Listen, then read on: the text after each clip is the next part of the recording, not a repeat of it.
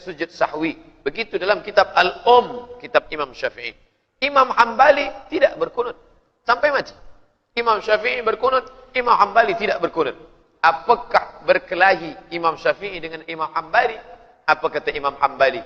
Da'autu lisyafi'i fi salati. Aku mendoakan Imam Syafi'i dalam sembahyangku 40 sanah, 40 tahun. Begitu diriwayatkan Imam Al-Baihaqi dalam kitab Manaqib Imam Syafi'i. Aku mendoakan Syafi'i dalam salatku 40 tahun. Bila ada orang hari ini berselisih faham masalah kunut, lalu berkelahi dan mengaku aku mengikut Imam Hambali, Imam Hambali mana yang kamu ikut itu? Datang orang menjumpai Imam Hambali. Wahai Imam Hambali, ya, aku ikut engkau, subuh tidak berkunut. Baik, kau ikut aku, subuh tidak berkunut. Ya, bagaimana bila aku bersembahyang, sedangkan imamnya mengikut Syafi'i berkunut? Apakah aku tetap dengan mazhab Hambali atau ikut aminkan? Apa kata Imam Hambali? Angkat tangan dan ucapkan amin. Kerana makmum mengikut imam. Ju'ilal imam liyutamma bih.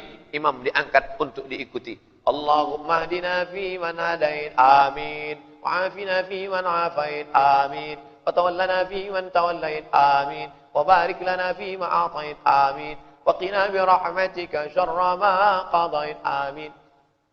Adapun baki tidak diaminkan. Kerana yang 5 itu doa, sedangkan baki sana pujian kepada Allah. Fa innaka taqdi wa la yuqda 'alaika wa innahu la yadhillu man walait wa la yu'izzu man adait. Tabarakta rabbana wa ta'ala wa lakal hamdu 'ala ma qadait. Nastaghfiruka wa natubu ilaik. Ditutup dengan salawat. Wa sallallahu ala sayyidina wa maulana Muhammadin nabiyil ummi wa ala alihi wa sahbihi wa baraka wa sallam.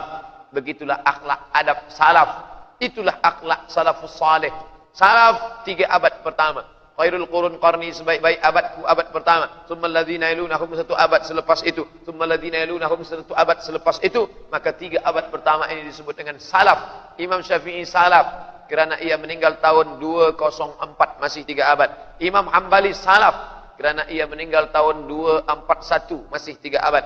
Imam Bukhari salaf kerana ia meninggal 256. Imam Muslim salaf kerana ia meninggal 261. Maka ini adalah ulama-ulama salaf, kita ikut akhlak salaf. Siapa yang dikatakan ahlus sunnah wal jamaah? Khawarij sudah keluar dari ahlus sunnah wal jamaah. Syiah keluar daripada ahlus sunnah wal jamaah. Murji'ah keluar daripada ahlus sunnah wal jamaah. Mu'tazilah keluar daripada ahlus sunnah wal jamaah. Orang mengatakan Al-Quran makhluk, ada namanya fitnah khalqil Quran. Imam Ahmad bin Hanbal dimasukkan ke dalam lokap penjara, jail. Apa sebab? Kerana masa itu penguasa raja-raja Mu'tazilah, mereka ingin paksakan mengatakan Quran ini makhluk. Maka ini semua keluar daripada ahlus sunnah wal jamaah. Lalu ahlus sunnah wal jamaah itu siapa? Syekh Ali Jum'ah, mufti Mesir, guru besar, profesor, syekh di Al-Azhar University. Apa kata beliau? Man huwal Azhari? Siapa itu Azhari? Orang yang disebut Azhari itu siapa? Asy'ari atau Maturidiyul aqidah. Akidah dia Asy'ari atau Maturidi. At-tamadhhub bi hadir madhahibil arba'ah. Bermazhab di antara mazhab yang 4 dalam bidang fiqh. Hanafi, Maliki, Syafi'i, Hambali. Dalam bidang tasawuf pula bertasawuf sunni. Bukan tasawuf falsafi, bukan tasawuf wahdatul wujud, bukan tasawuf menyatu dengan Tuhan, tapi tasawuf sunni, tasawuf Junaid al-Baghdadi dan Abu Hamid al-Ghazali dalam Ihya Ulumuddin, meninggal tahun 505. Itulah ahlus sunnah wal jamaah. Saya Abdul Samad, berakidah Asy'ari, berfiqh Syafi'i dan bertasawuf Junaid al-Baghdadi dan Abu Hamid al-Ghazali. Ini as-sawadul a'zam, sawadul a'zam umat Islam secara keseluruhan, ahlus sunnah wal jamaah. Saya belajar di Maghribi, maka Syekh Muhammad Yasif, pensyarah kami di Darul Hadis di Ribat Maghribi, mengatakan Maghrib ini ada 3: aqidah Asy'ari, fiqh Maliki. Berbeza dengan kita Syafi'i, tapi masih lagi antara 4 mazhab, dan tasawufnya juga sama, Junaid al-Baghdadi dan Abu Hamid al-Ghazali. Masih berpegang kepada sunnah, masih berzikir, salat, tidak sekadar setakat zikir lalu tidak salat. Karena ada orang yang mengaku tasawuf, tidak salat, hanya berzikir saja. Manakala kita ajak dia salat, dia cakap, saya sudah salat dalam zikir, kerana inti daripada salat adalah zikir. Maka dia tidak lagi ahli sunnah wal jamaah. Nabi Muhammad sallallahu alaihi wasallam mengatakan, alaikum bisunnati, hendaklah engkau mengikut pada sunnahku, wa sunnatil khulafa'ir rasyidin, dan sunnah khulafa'ir rasyidin al-mahdiyin al-min ba'di, addu 'alaiha bin nawajiz, gigitlah pakai gigi geraham. Kesimpulannya, akidah Asy'ari atau Maturidi berfiqh 4 mazhab dan bertasawuf akhlak mengikut suluk daripada Abu Hamid Al-Ghazali dan Junaid Al-Baghdadi. Itulah Ahlussunnah wal Jamaah. Siapa pengasas faham Wahabi? Diambil dari nama Muhammad bin Abdul Wahhab.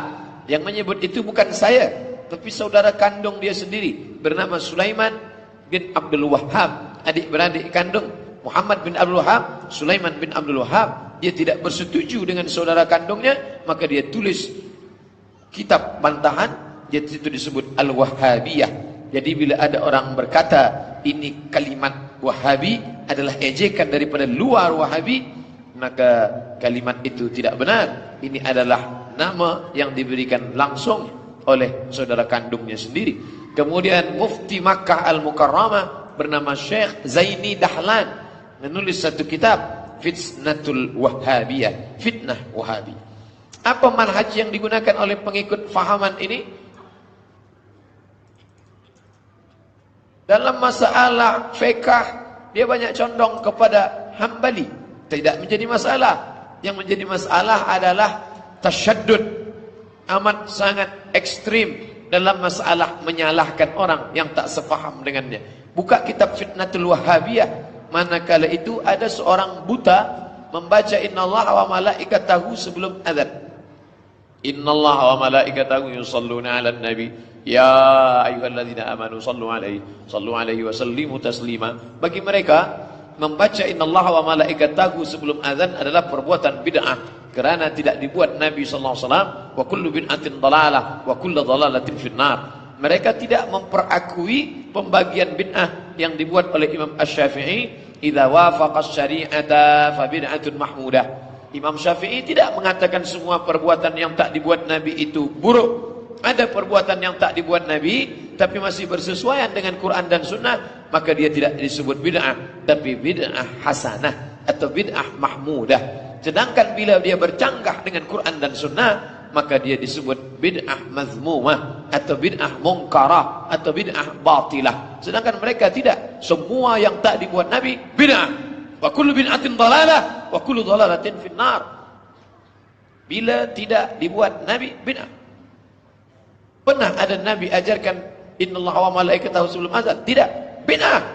Maka jangan buat lagi. Tapi orang buta ini berdegil, dia tetap buat, maka ditangkap dan dipancung kepalanya hanya kerana membaca innallaha wa malaikatahu yusalluna 'alan nabi.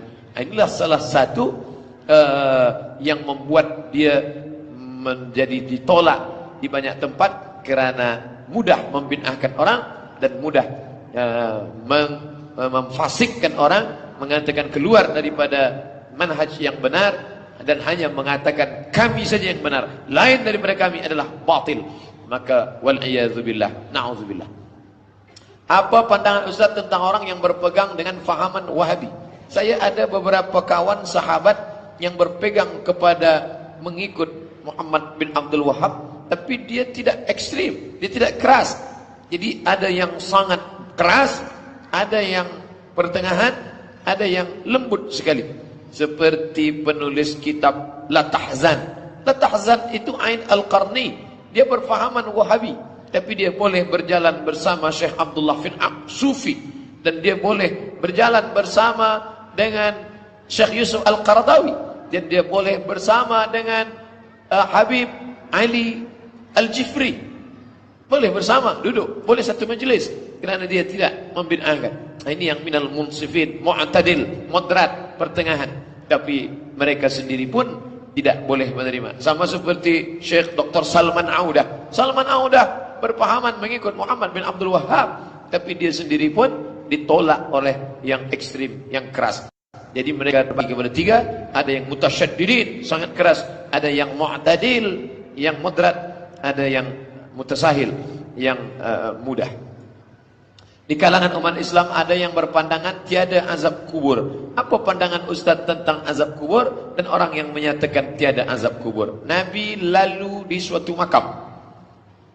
Nabi ambil pelepah korma, fasaqahu nisfain. Nabi belah menjadi dua. Lalu dia cucukkan di makam ini, dia cucukkan yang ini. Sahabat bertanya, "Mahadza ya Rasulullah? Apa yang kau lakukan ini ya Rasulullah? Kami tak pernah melihat orang mencucukkan pelepah korma." Innahuma la yu'adzabani. Dua makam ini sedang diazab. Wa ma yu'adzabani fi kabir. Mereka diazab bukan kerana sebab dosa yang besar. Yang satu ini diazab kerana apa? Namma yamshi bin namimah. Namimah membawa-bawa cakap orang. Cakap si A tentang si B, lalu diceritakan oleh si, maka berkelahi, bertembung, bercanggah mereka gara-gara cakap ini. Nammamun la yadkhulul jannata nammamun. Lalu kemudian yang satu ini mengapa diazab kubur? Kata dia, mereka diazab kubur sebab lam yastabri, tak berbasuh manakala kencing, tidak istinja, maka mereka kena azab kubur. Maka hadis ini sahih, ada dalam kitab Sahihain. Bila orang mengingkari ini, maka mengingkari hadis Nabi Muhammad sallallahu alaihi wasallam. Dalam Sahih Muslim, selepas kita fil alamin innaka hamidum majid, kita tambah Allahumma fir lima qaddamtu wa ma akhartu wa ma asrartu wa ma alantu wa ma asraftu wa ma anta a'lamu minni antal muqaddim wa antal muakhir la ilaha illa anta subhanaka inni kuntu minadh zalimin.